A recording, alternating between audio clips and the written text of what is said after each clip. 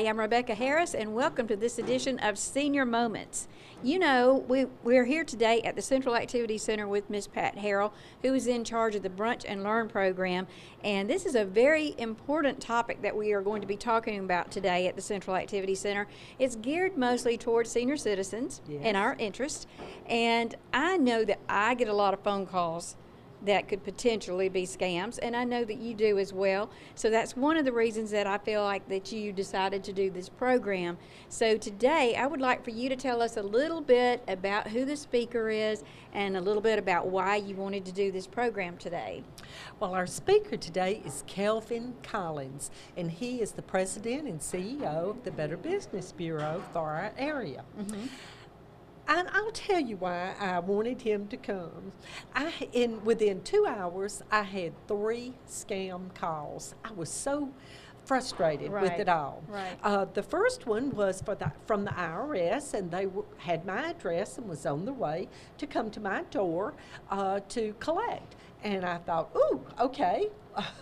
And really what I thought is, I'm going to go and shoot them. But and the second call within just a few minutes was from someone who had approved my student loan, and they could reduce my interest rates. And I thought, oh, wow, where were you 55 years ago when I needed you? And then the third call was about my grandson, and my grandson was calling. He needed some money, and I thought, you know, this has got to stop. This has to end. And so I picked up the phone, called the Better Business Bureau, and they were just wonderful. Happy to talk to us, wanted to present the program, and I am really looking forward to hearing what he has to say about this. Well, that's cool. You know, sometimes we feel powerless or we feel very frustrated, like you said, because we don't know what to do about it. But there are things that we can do about it. One of the things that I do is ignore it. You know, and I feel sorry for these people that's their job all day long, to call people and harass them. But there are some very serious situations that we do have to deal with that we can't ignore. So Kelvin's going to explain a little bit today about how to empower us to do something about these scams. So thank you for putting this program together, Pat. Oh, thank you for being here, and let's go hear what he has to say. Okay, I'm excited, and I'm going to be talking a little bit more with you later on about what's coming up next month. Okay, we'll do that. Thank you. Thank you. Well, good morning, everyone. Good morning. All right, we got some vents blowing over here, so if I get too low, sometimes I trail off. Just put your hand to your ear. If you get sick of listening to me, scratch your nose. Now, most of you will be surprised how many times your nose is going to itch throughout my talk. Like Miss Pat was saying, I am going to talk to you about scams, and I'm going to try to walk so everybody can hear me, but I'm also going to try to keep the cameraman busy. But if you have questions, we'll ask them, because I want to talk about scams that you're actually seeing. So if we have to chase rabbits, we can chase rabbits all over the building, and we'll talk about what you want to talk about. But first, she mentioned the IRS scam call that she had received. I know that no one in here has received that call, right? How many of you have received it? I have. All right. The IRS scam call is pretty much a common occurrence now. We're seeing a lot of them, and when we see them, they're always putting pressure on you to pay. You've not paid. You need to pay now, and they always ask for unusual forms of payment. Have any of you made it to that point where they've asked for the payments? They usually ask you to wire transfer money to them or to use a gift card. The most common form of a gift card that they like, iTunes gift cards. Now, say what you want about our government, but we are not taking iTunes gift cards as payment right now. So if they ask you for those unusual forms of payment, that's a scam. It's always a scam. If they ask you to wire transfer money, don't wire transfer money. I've always said, don't wire transfer money to anyone you've not kissed on the cheek. That's a pretty good rule, except for the next scam I'm going to talk about, which is the grandparent scam. How many of you have received that frantic call from your granddaughter or grandson? All right, here's the way the scam goes. You get a call from someone that says, hey, Grandma, this is your favorite grandson. And what they want you to say, Jimmy, is that you? Yeah, it's me, Jimmy. Well, they then go into, hey, I was out with a group. We're down in Mexico. We had done a little trip, and someone was drinking. We hit someone. They're in the hospital. I've been arrested. Grandma, you've got to send me $2,000 or they're going to put me in jail for 6 weeks before I can come up for bail. Well, and then usually they'll either keep talking to you or they'll say, here's my attorney, talk to them and they'll tell you everything you need to do. They transfer it to somebody else. They need you to wire transfer the money or they need you to pay with one of the prepaid debit cards. And they love those prepaid debit cards because once you give that money, it's just like putting cash in an envelope and mailing it. You'll never see that money again. You can let me know when they want to come through. Okay. She's sitting right here. So those grandparent scams are very, very common. They hit a lot of consumers. And you've got them. You know you've got them. Don't wire transfer money. Also, another thing that you're seeing a lot of, sweepstakes. How many of you have won those Publishers Clearinghouse sweepstakes 20 times over? When you get those sweepstakes offers, please be aware that you haven't won anything. Publishers Clearinghouse does not call you. They send you things in the mail. And usually when they do contact you, they're trying to sell their magazines. But if you get a call saying that you have won a Publishers Clearinghouse sweepstakes or a lottery, how many of you won a foreign lottery? Oh, I did. I will tell you, foreign lotteries are illegal in the U.S., so if you get those letters from Great Britain or Hong Kong or somewhere saying you've won that multi-million dollars, all you need to do is pay the taxes and admin fees. You haven't won anything, and playing a lottery is illegal, so you actually break the law doing so. Now, I've got a few examples that we've seen come in. Had one lady from actually Phoenix City. She won the Facebook International Lottery. And some of you may have seen this on the news not long ago. We did it when she came in. But she had been communicating with who she thought was Mark Zuckerberg, and she was already going to win $10 million. And one of the things that really helped her believe it is the letter from Donald Trump on official White House letterhead. Oh my goodness. Now this letter says the Executive Council, after much deliberation, do hereby on this day approve the release of your Facebook lottery winning payment valued at 10 million United States dollars to the following beneficiary. I'm going to stop right there. Did y'all hear something in what I just read? A red flag?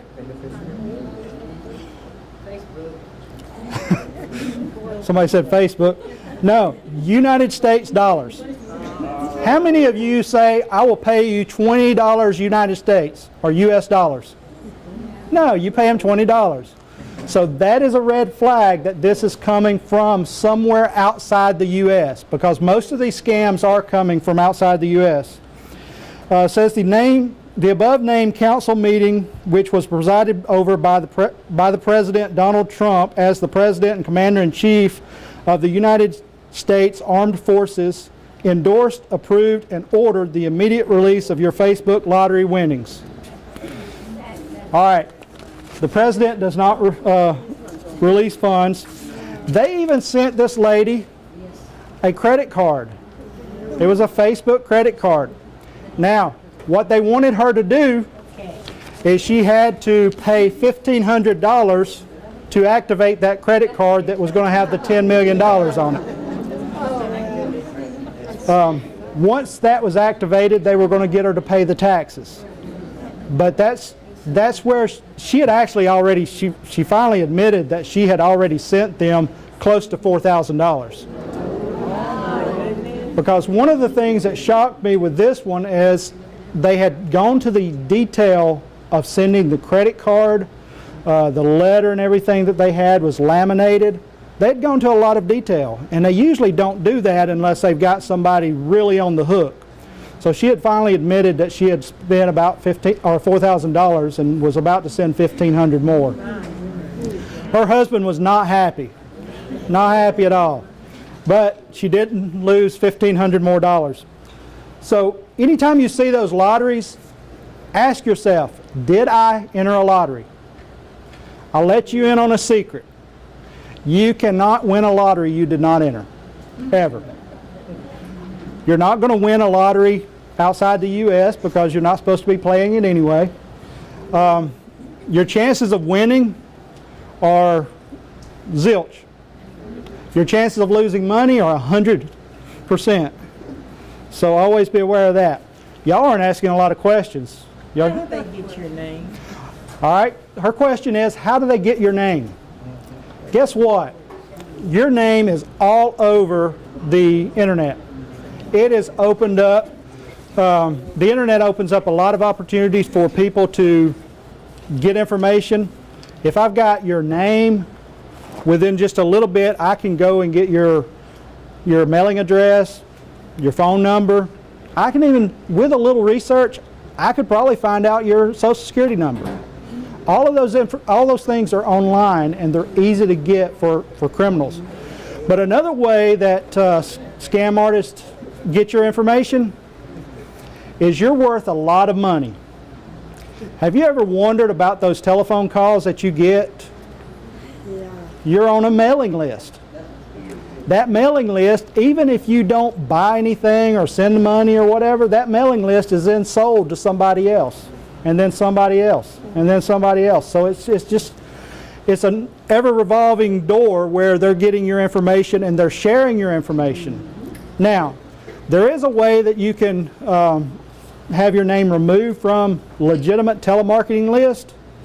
But notice what I said, the legitimate telemarketers. Scam artists outside the U.S. could care less about U.S. laws. They are not going to scrub their telemarketing list. They're going to just sell it and make money off of it. If you ever send money to one of even a legitimate telemarketer, your name's going to be sent all over the place. But the way that you, somewhere in here in the booklet that you've got, there's a address. It's an email address and a regular address where you can have your name removed from mailing list. So it's in there. It's the DMA.org. So it's going to be in there. Also, how many of you received the pre-approved credit card offers? Oh, I tear them up, put them in the garbage. All right. You've been pre-approved. $35,000. How do they know we are 65 and when we hit 65? Her question was, how do they know that you're 65 or over? Those are the telemarketing lists that they share. It will tell that you're a senior adult. Those things are very easy for these people to get. But these, what was I talking about just then? Yeah. Over 65. Yeah, the over 65. What was just before that?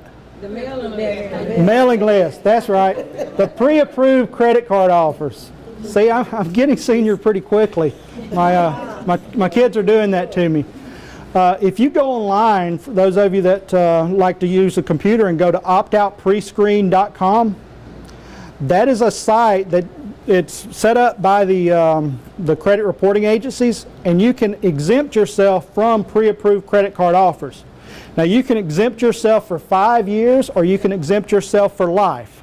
I usually find it's easier to do for life. That way you don't have to go back in and redo it. But the pre-approved credit card offers are pretty dangerous for individuals, because when those things come in, someone can take that out of your mailbox, change the address, and you've got a credit card going to an address that you don't realize that you have. And So when you get those, you don't want to just throw them in the trash. You want to shred. How many of you own a shredder? I don't know, cut them up pretty fine. Okay. If you don't own a shredder, get a good pair of scissors. But if you can get a shredder, that's a good thing to have in your household. Also, if you remember seeing on the news not long ago, in April we had our first shredding event here. So be looking for that every year. It'll be the Saturday after tax day. We'll be at Central Georgia Tech. Not Central Georgia Tech, that's one in Macon. It's at Columbus Tech. At Columbus Tech, shredding all of your documents free of charge. So that's so save them up. But anyway, when you have those things coming into your mailbox, it puts you at risk. Have y'all heard of anybody stealing mail? Oh, yeah. We have a neighborhood watch now because of it. Yeah. Where I live. Stealing mail is pretty common, and it's a very good way for con artists to get your information. How many of you mail your bills from the curbside mailbox? Get out of that habit. When you mail your bills, take them to the post office. If you do use the curbside mailbox, try to know when the mail person's going to come by and try to get it out there and then kind of keep an eye on it. Because your mailbox is a wealth of information for a criminal. And you have two forms of criminals that's going to steal mail out of your mailbox. You have a fairly honest criminal that they're going to come by when they see that flag go up, they know that you've got mail out there. So they're going to come by and they're going to get your letters out, they're going to open it, they're going to write down your bank account information or whatever. Let's say you're paying your credit card. They've got your credit card number, your bank account, they've got all that information. And when I say this is a semi-honest criminal, they're going to put it back in there, put it back in your mailbox because your bill's going to get paid. Now you've got the really bad criminal that's just going to take it and go, and you end up having to pay a late fee on your credit card. But that information is very easy for them to get. It's a wealth of information, and it's something that you're putting out there for them. And they don't care to go through your trash. They don't care to go through your mailbox. So always be very cautious. Did you have you asked your question a while ago, right? Okay.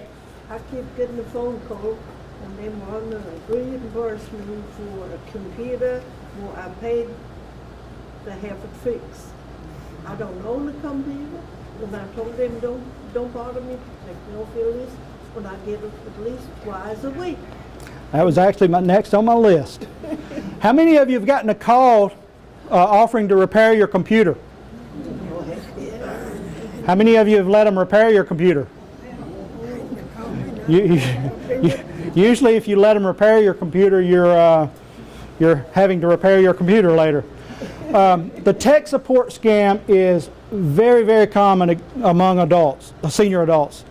And the reason for that is they can call you up and they will always use a big name. They'll use HP, Dell, Microsoft, Apple. They're going to use a company name that you're familiar with.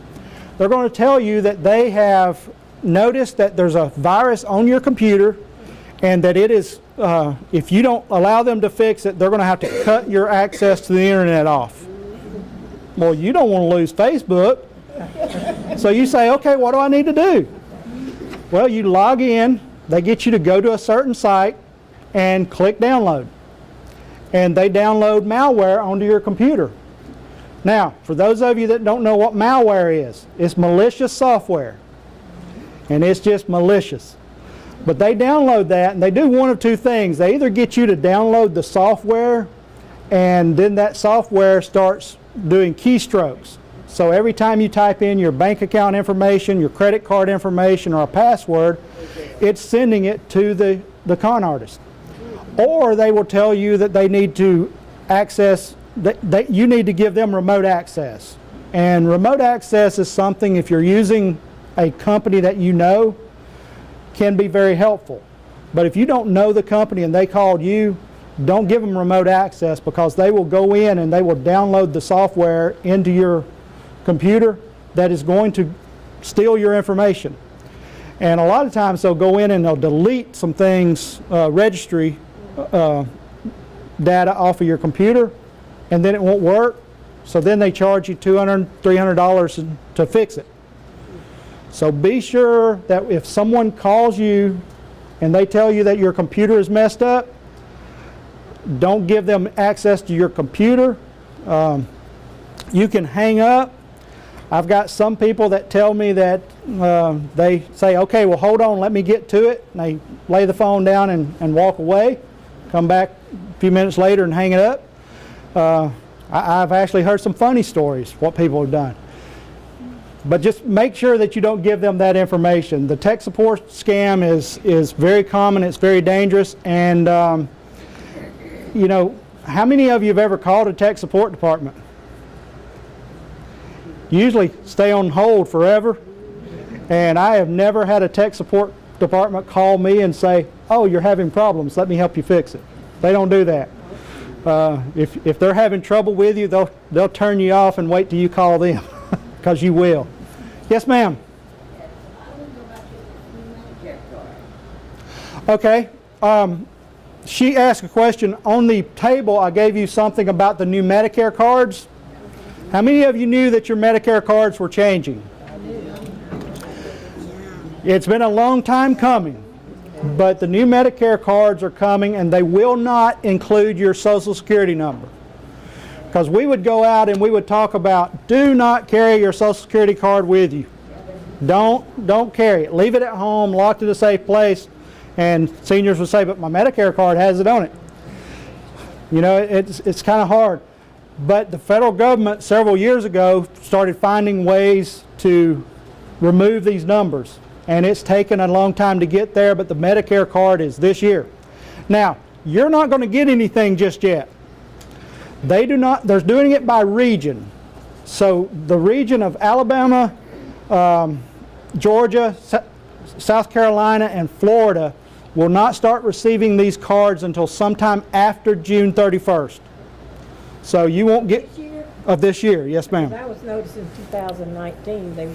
Well, it goes all the way through 2019, but for our area it will begin after June. And that doesn't mean that you're going to get it on July 5th. That may mean that you get it on September 5th. But they won't start mailing them to this area until then. So if you talk to someone and they're at a different state and they say, well, I got my new Medicare card, don't panic. You'll get yours. You don't have to call them and ask them for it. They're going to send it to the address that they have on file. And it doesn't matter how many people call you and tell you that there's a problem or that you need to pay for it. You don't. They're not going to call you and tell you that there's a problem. If there's a problem, they will send you a letter. And you don't have to pay for it. It's coming out. Now, what do you do with your old one? Cut it up or shred it. Yep, don't throw it in the trash. Talking about the phone scam, how do you stop like that's publishing clear now to calling you? I mean, they call me at 9 o'clock at night. And I am fired. All right. Her question was, how can you stop these phone scams from calling you? How can you stop the lottery scams, sweepstakes scams? The quick and easy answer is toss your phone in the river. That's the only way you're going to stop it. It's part of our culture now. They're going to call. Now I know a lot of people tell me that I'm on the do not call list. I'm not supposed to be getting these calls. The do not call list is for legitimate telemarketers. So the legitimate telemarketers are going to, every 90 days, they take a list from the do not call list, they take their call list, and they purge. The ones that are on the do not call list, they remove. The ones calling from Jamaica or Nigeria or Canada, they could care less about the U.S. laws. They're calling you. And when they call, have you ever heard about phishing? You know, P-H-I-S-H. Phishing is something where they are calling thousands of people, hoping to get one. This lady that did the Facebook lottery, I mean, they made $4,000 on one person. They probably called 6,000 or 8,000 people to get that.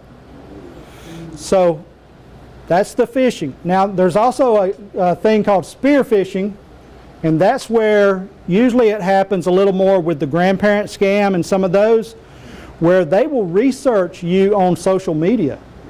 They will find out names of your grandkids or what they're doing so that they can make it believable.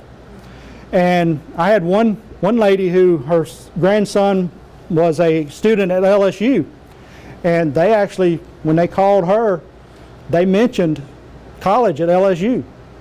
And unfortunately, she sent money to them, thinking that her grandson had been arrested for something that he didn't do.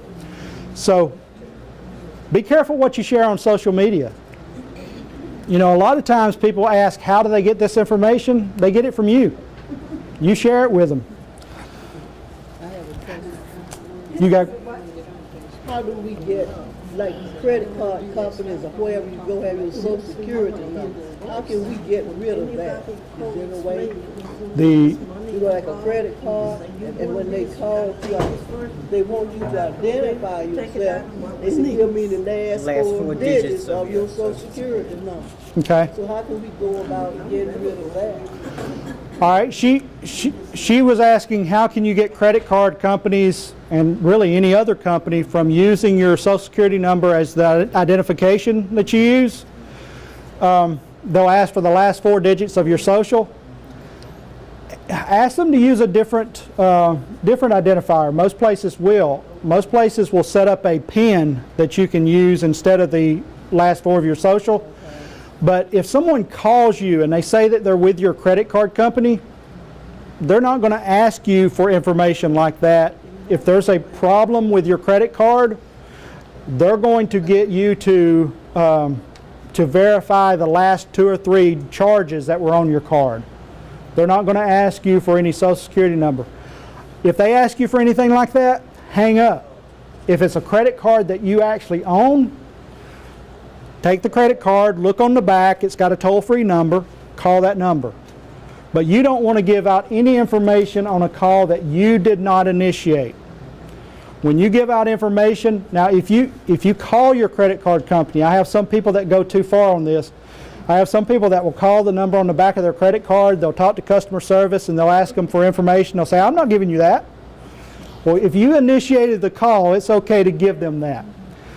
If you call the opt-out pre-screen or credit reporting agencies, if you call any of these people, you're only a number to them, your social security number. They can't look you up by your name or address or anything like that. So you have to give them your social. How many of you have checked your credit report in the last year? Good job. Good job. How many of you have not seen your credit report in the last 10 years? I'm glad somebody admitted that. Listen, you need to get a copy of your credit report at least once a year. Federal law gives you one free credit report each year. Now, how many of you live in Georgia? Those of you in Georgia, you get 2. But the federal government says you get one free. Now, you don't get your credit score. You have to pay $7.95 for that. But you don't necessarily need that. Most of the time, your credit card companies will give you that now. But your credit, the only place to get your free copy of your credit report, the official copy, is annualcreditreport.com. That is the one set up by the 3 credit reporting agencies, monitored by the Federal Trade Commission and the Consumer Financial Protection Bureau. How can you get it? Yes, you can. In the past, I had called the credit bureaus, gave them my information, and they would send it. But I have not been able to do that. Have they stopped the ability to call them and get that? Okay, her question was, she used to call and get the number and give them the information and they would mail the report. Yes, they will still do that. I can't get them. They don't answer anymore. There is an automated number. Would you? Is there a telephone number? Because I don't have a computer, so I need to call. Let's see, I think one of these. Oh, there's a do not call. So somewhere there's a phone number? Yeah, and one of these, let's see.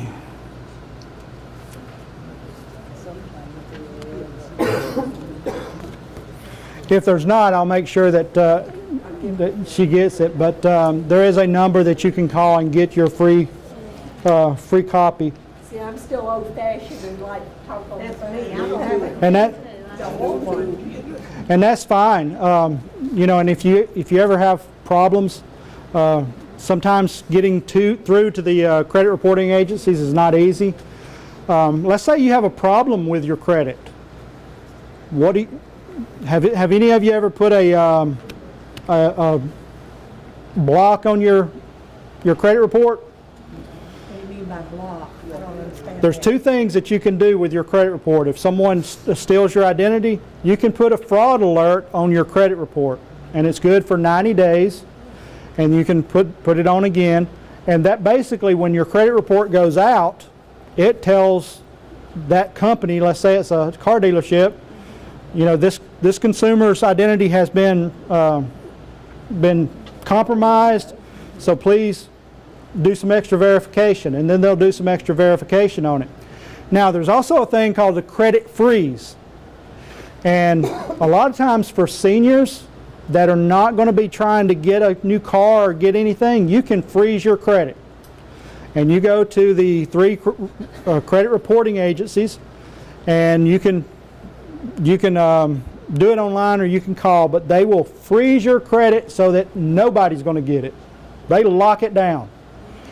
You're not even going to be able to get into it unless you give them your PIN number.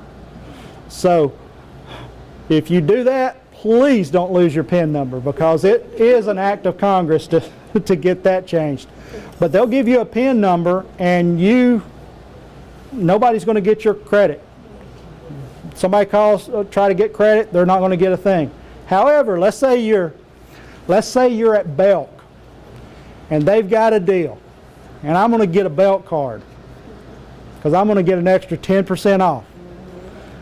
You have the telephone number, you call, you punch in your PIN, and they will ask you a question of, do you want this? Do you want it closed for a period of time or for one transaction? And you can choose whichever one, and they will unfreeze it for that one transaction, and then in 10 days, 30 days, whatever you choose, it'll freeze back. So if you're over 65, it's free to do that. So if you're under 65, they're going to charge you a little bit every time that you do it.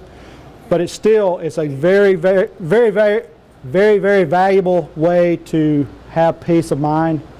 And you know, your grandkids, your kids are not necessarily going to want to do that if they're doing a lot of credit transactions right now. But hey, if you're not buying a car or a boat or an island anytime soon, that's something for you to do. I have a question about a person who has passed. Okay. My son passed several years ago. I am getting reports stating about his credit, which he had none. Mhm. But I get umpteen dozen letters sometime a month.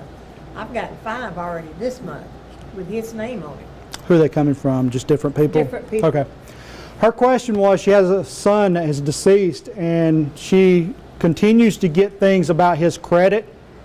The biggest thing on those is you can write on their deceased and send it back to them, or you can ignore it, either one. They're just picking that name up off of an old list, and if it's not coming So from... amazing to me. Yeah, you know, sometimes telemarketers are pack rats, and they don't purge their list ever. So this could be a list from a long time ago, but usually it's something like that. If it's something coming from an official place, make sure that you call them. Okay. But if it's just a credit card company, Credit card things, Yeah. bills. I even got a bill that I know he didn't have because he didn't have any bills because he was very sick. And I'm like, where is all this coming from? How are they getting it? most of that you can ignore. But if it's something from an official agency, you can call and let them know, and they'll handle it. Well, right? I just wanted to say the number you were talking about Okay. for the credit card. It's on page 22 of the book. Page 22 has the number for the credit cards that we were talking about. It's also on page 38. It's also on page 38. And I apologize, we just got these books in last week, so they're still probably a little warm from the press. And these were provided to us. I was on a committee for the Georgia Department of Consumer Protection, and they put this together, and I was on a committee that helped do some of the content. So even though it says Georgia, everything's just as good right here, or most of the information is. Now, who else had a question? If you get a phone call and they start asking you questions, never say yes. Her comment, for those of you that didn't hear it, is if you get a phone call, don't say yes. That is a scam that was going around a good bit last year. It's the "Can you hear me" scam. So they call and say, "Can you hear me?" Yeah, or what? The reason they do that, and our scam tracker site received a lot of input on this, but we don't know of anybody that's actually lost money to the scam. But the concept that they use is later they will send you something or say that you approved an order, and then they splice it together to make it sound like you said yes. So they record your yes, and then they add it later to, so you're in agreement that you're ordering these magazines for the next 12 months. Yes. So that's kind of how that scam works. So be careful with that information that you give out. Talking about public clearinghouse, not too long ago, I had gotten a bill from a magazine company saying that I ordered these books. And I said, no, I didn't. He said, well, your email. So right then I knew that was wrong because I don't have a computer. And I told that person, I don't have a computer, so don't worry about this bill. I done tore it up. But they tried to get $50 from me. Yeah, they try to get money from you. Even if you don't have a computer, they'll tell you that you know, don't. Here's the, if you remember anything from everything that I've talked about today, remember two things. Actually, it's one thing with two parts. You own your telephone and you own your door. Only you can allow someone to take your money using the telephone or your front door. So if somebody comes up and they say, hey, I've got this extra pine straw I can put on your lawn, and you pay for it and they end up charging you and not putting out all that they did, you allowed them to do that because you opened your door to them. So don't let them in. You would not stand on the corner out here and allow someone to pick your pocket. So don't allow someone to take your money at your front door. Now, one of the things I always try to end with is showing you guys a few examples of things that we have. This is a letter that we received for Mr. Feeney told me it was okay to share it, but he had won $95,000. Now, it's a 3-page letter here, but there's only 2 paragraphs that really got interesting for me. It says, as far as I am concerned, you are now a close person to me. I must heal you and protect you every minute.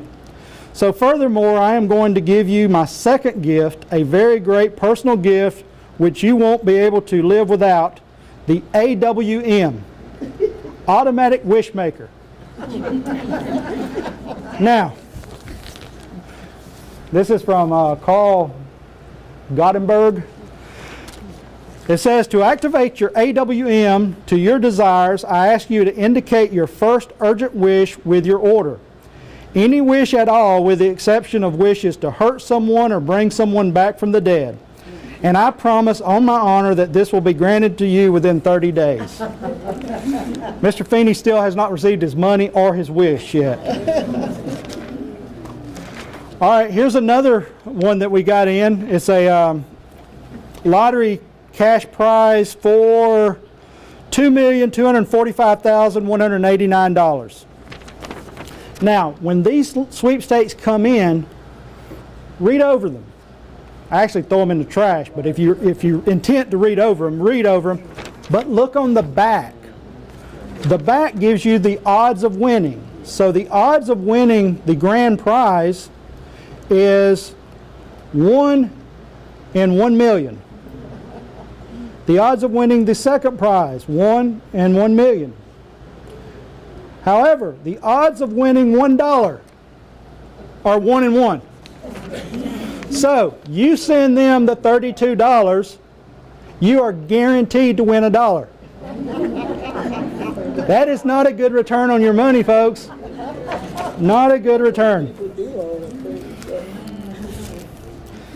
Sometimes we get to have a little fun in our office, and I've got a few years ago I was trying to expose diploma mills because we had companies that were hiring people thinking that they had a diploma and then find out that they really didn't. So we wanted to expose diploma mills, so I worked with one of the television stations to do a story, and I have a very, very beautiful cat named Oreo. So we went online, Oreo and I did, on the computer, and we got her very own high school diploma. And she has a 3.95 GPA. It's all real life experience, and I helped her type it, but it's Oreo's experience because we found Oreo in a ditch when she was a little kitten. We nursed her, and she's a part of our family. So in the essay that talked about her life experiences, we talked about how she was adopted by a good family. She was and all the trials and tribulations that she'd gone through, and that she always landed on her feet. So now the day after that ran, CNN picked it up, and it kind of went viral. So when you Google my name, you usually find something about Oreo more than myself. But that worked out so well, we had her ordained as a minister a couple years later. So I got a parking pass and everything. So not sure about Alabama, but in the state of Georgia, Oreo can legally marry you or bury you. Years ago, when they came out with Social Security numbers for newborn babies that had to do with people cheating on their income tax, they were claiming as dependents the cats and dogs, Jimmy, Joey, Max, Some people were claiming like a dozen animals as dependent children because they were part of the Yeah. She was telling a story that when they first came out with Social Security numbers, a lot of people were using numbers and claiming their dogs and cats. And No, before. Oh, before Social Security numbers. They started making you apply for a Social Security number for your newborn child. Okay, yeah, this was before they started. But some of the old scams, they still use these scams. Now they just get your Social Security number, because how many of you have gone to do your taxes and find out that somebody's already filed your taxes? That happens on a daily basis. But some of the old scams, I always tell people there's not been a new scam in years. It's just a new take on an old one. Back several years ago, one of my favorites that I actually shopped was when I was with the BBB in Huntsville. Everybody was getting these postcards where they won a 1996 model Ford Explorer. And we were getting these calls, so finally one of the consumers gave me one of the cards and I sent it in. And I got exactly what the company promised me. I got a 1996 model Ford Explorer. It didn't have the glue to put it together, but I got one. It only cost me $40-something to get that. So, sometimes you get exactly what you expect. Now, I know that you guys are getting a little fidgety, so we're gonna cut you loose, but there's two final things I want to mention. We want you to call the BBB. If you ever have questions, call us. Numbers on almost everything that we have here. If you question whether or not you offer it, you got it, call us. Go online, look something up. We have something on our website. If you go to our website and click on Scam Tracker, you can narrow down to your zip code the scams that are being reported in your city. Or you can list a scam. Let's say you just got a call from a tech support scam. You can go in and enter that information in. That way it helps other people know what's going on. However, we do have a few people that call us that just have a little too much time on their hands. Hopefully this is not yours. This is one of my favorites. Actual complaint we received. Last year I purchased a 24 roll of Angel Soft bath tissue, which was supposed to have 192 ply tissues per roll. I kept track of the number and came up with a 9-roll average of 156.75. I called the toll-free number to complain. They sent me an envelope to return several rolls for verification. I received a coupon good for a 12-roll package. The 12-roll package was supposed to have 396 sheets per roll, but have averaged only 315. That's a classic example of somebody with too much time on their hands. Now, how many of you would be interested in improving your concentration, improving your name and face recognition? You'd like help in recalling telephone numbers? You'd like help in learning and remembering information? And you'd like to improve recalling the location of misplaced objects? Does that appeal to anybody? You can do all of those things with Brain Gum. Brain Gum was a nice little thing that was advertised in a lot of magazines a few years back. The suggested use says most adults, and especially mature adults, may benefit from Brain Gum since they may already be experiencing a noticeable age-related cognitive decline in memory, learning, and concentration. It takes 4 weeks for improvement to become noticeable. The instructions: chew 2 pieces of Brain Gum 3 times per day, preferably after a meal. Here's Brain Gum. Always do the math. 4 weeks, that's 28 days. 14 packets of Brain Gum, $8.95 per packet, $2.95 shipping. So after you spend $166.60, you're going to remember that your money's going somewhere and you're not getting any benefit. Thanks, guys. I appreciate it. Thank you. Wow, that was a very, very informative program. I learned a lot, and I hope that you did as well. And we're looking forward to seeing you at the next Brunch and Learn. Thank you for joining us today on Senior Moments.